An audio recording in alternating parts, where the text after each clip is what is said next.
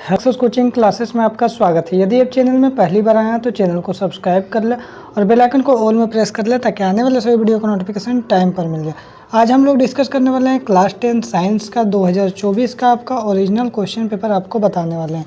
जो आपका एग्ज़ाम हुआ था 21 फरवरी 2024 को आपको एग्ज़ाम हुआ था, उसका ओरिजिनल क्वेश्चन पेपर बताने वाले हैं। ये हमारा वीडियो का पार्ट 1 होने वाला है जिसमें हम ऑब्जेक्टिव क्वेश्चन बताएंगे। यदि आप हिंदी का और सोशल साइंस का प्रीवियस ईयर क्वेश्चन नहीं देखे हैं वीडियो तो उसका प्लेलिस्ट बना हुआ है, आप जाकर देख सकते हैं। तो देखिए सबसे पहला यहाँ पर ऑब्जेक्टिव क्वेश्चन क्या है,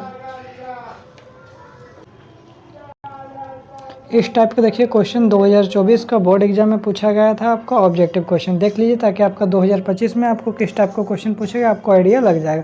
तो सबसे पहला क्वेश्चन क्या बोल रहा है, उच्च कोटि का पॉलिश किया हुआ कांच का पृष्ठ जो होता है वो क्या कहलाता है, कांच स्लैब कहलाता है या लेंस कहलाता है या दर्पण कहलाता है या इनमें से कोई नहीं। तो याद रखिए उच्च जो कोटि है उसका पॉलिश किया हुआ जो कांच होता है उसको हम लोग क्या बोलते हैं, दर्पण बोलते हैं। आगे देखते हैं सेकंड क्वेश्चन क्या बोल रहा है, 30 सेंटीमीटर फोकस दूरी वाले अवतल दर्पण के फोकस पर एक वस्तु को रखा गया है तो प्रतिबिंब की जो दर्पण से दूरी कितना होगा। तो याद रखिए आपका इसका राइट आंसर हो जाएगा आपका ऑप्शन नंबर 60 सेंटीमीटर हो जाएगा। क्योंकि देखिए यहाँ पर 30 सेंटीमीटर फोकस दूरी क्या बोल रहा है, 30 सेंटीमीटर फोकस दूरी से अवतल दर्पण के फोकस पर एक वस्तु रखा गया है। तो यहाँ क्या हो जाएगा आपका, आगे देखते हैं क्वेश्चन नंबर तीसरा क्या बोल रहा है, एक अवतल लेंस की फोकस दूरी अगर 20 सेंटीमीटर है तो लेंस की क्षमता क्या होगा। लेंस की क्षमता क्या होगा, P बराबर 1/f हो जाएगा। अगर इसको सॉल्यूशन करेंगे तो इसका जो राइट आंसर निकलेगा आपका -5D निकल जाएगा। ऑप्शन नंबर डी बिल्कुल राइट आंसर हो जाएगा। आगे देखते हैं अगर क्वेश्चन नंबर 4 क्या बोल रहा है, अवतल लेंस का आवर्धन बराबर क्या होता है। आवर्धन का अगर फॉर्मूला बोला, अवतल लेंस यहाँ पर हमारा बोला, अवतल लेंस बोला तो आवर्धन बराबर हमारा क्या हो जाएगा आपका V/U हो जाएगा। लेकिन अगर उत्तल लेंस बोलेगा तो हमारा क्या हो जाएगा -V/U हो जाएगा। आगे देखते हैं क्वेश्चन नंबर हमारा 5 क्या बोल रहा है, जो नेत्र गोलक के लंबा हो जाने पर कौन सा दृष्टि दोष उत्पन्न होता है, निकट दृष्टि दोष, दूर दृष्टि दोष, जरा दृष्टि दोष या फिर इनमें से कोई नहीं। तो याद रखिएगा आपका निकट दृष्टि दोष उत्पन्न होता है। आगे देखिए तीव्र प्रकाश में पुतली की आकृति कैसी हो जाती है, छोटी होती है, बड़ी होती है या जैसा का तैसा ही रहता है। तो याद रखिएगा इसका राइट आंसर हो जाएगा आपका छोटी हो जाती है। आगे देखते हैं क्वेश्चन नंबर 7 क्या बोल रहा है, निम्नलिखित में से कौन सा मात्रक एम्पियर के बराबर है। तो एम्पियर का जो बराबर होता है, तो एम्पियर के बराबर आपका कौन सा मात्रक हो जाएगा। तो याद रखिएगा आपका कूलम/सेकंड हो जाएगा, कूलम/सेकंड हो जाएगा। ठीक है।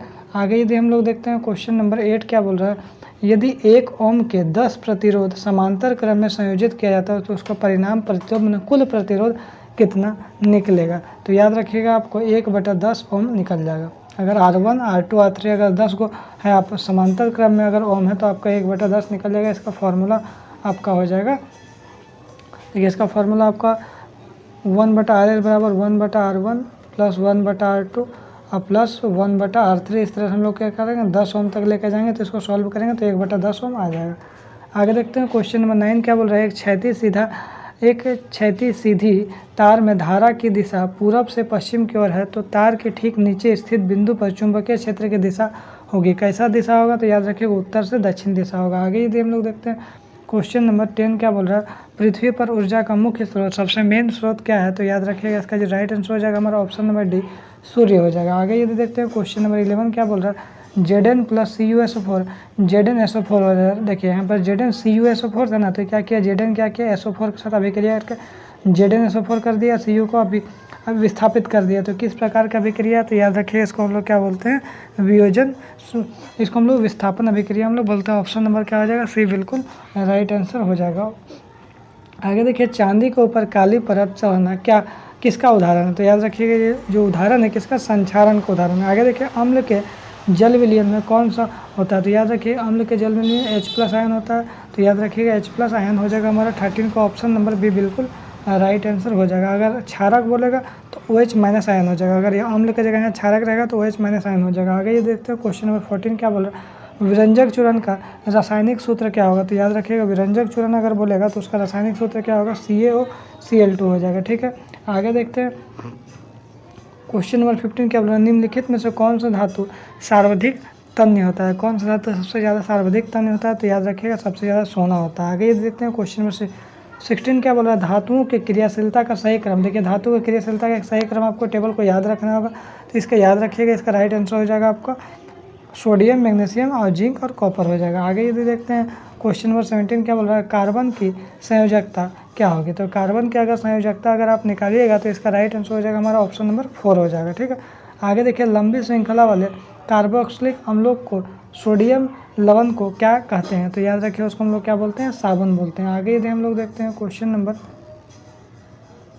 हमारा 19 क्या है, सिलिकॉन आधुनिक आवर्त सारणी के किस वर्ग का सदस्य है। तो याद रखिएगा कौन सा वर्ग का सदस्य है, तो आपका 14 वर्ग का सदस्य है। आगे देखते हैं आधुनिक आवर्त सारणी के आवर्त 2 में कितने तत्व हैं। आवर्त अगर 2 में बोला जाए कितना तत्व है, तो याद रखिएगा आपका 8 तत्व है।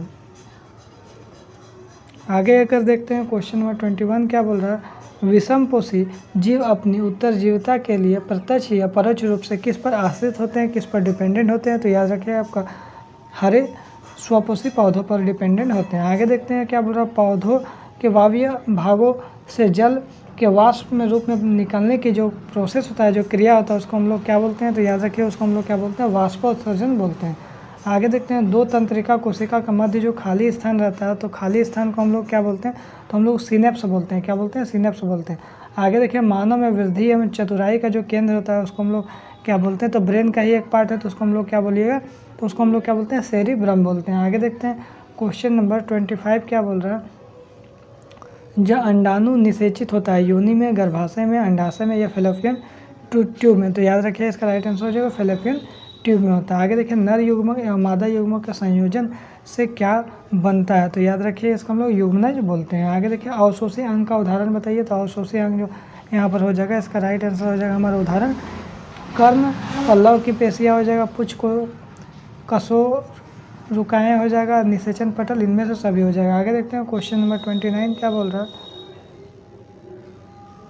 28 क्या बोल रहा है, जो किसी जीव के विशेषक पर किसका प्रभाव पड़ता है। तो याद रखिए केवल पैतृक डीएनए, केवल मातृक डीएनए या फिर दोनों। तो याद रखिए इसका राइट आंसर हो जाएगा दोनों हो जाएगा। आगे देखते हैं क्वेश्चन नंबर 29 क्या बोल रहा है, क्वेश्चन नंबर 29 बोल रहा है ओजोन परत के अवक्षय जो करता है, क्या करता है। तो याद रखिए इसका राइट आंसर हो जाएगा CFC, क्लोरोफ्लोरोकार्बन।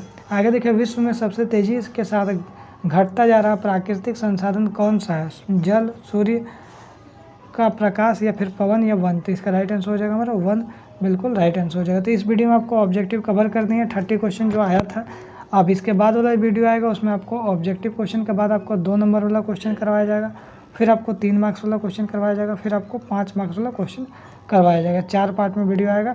और अगर आप हिंदी का, सोशल साइंस का नहीं देखें तो उसका लिस्ट बना हुआ है, आप जाकर जरूर देख लीजिएगा प्रीवियस ईयर क्वेश्चन। फिर मिलते हैं नेक्स्ट वीडियो में। Thank you so much.